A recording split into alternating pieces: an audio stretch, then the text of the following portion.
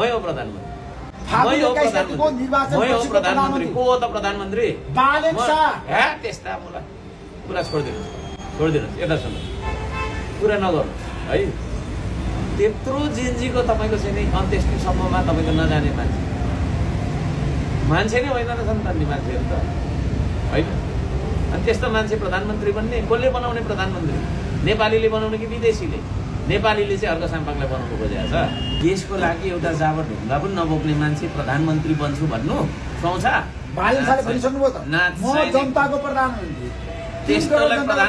त्यस्तोलाई प्रधानमन्त्री बनाउने नेपालीले होइन।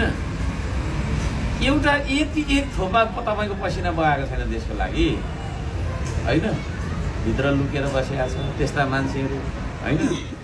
अरूको पसिना र रगतमाथि शासन गर्न खोज्ने मान्छेहरूले देशको प्रधानमन्त्री बन्नु हुँदैन अब यो देशमा।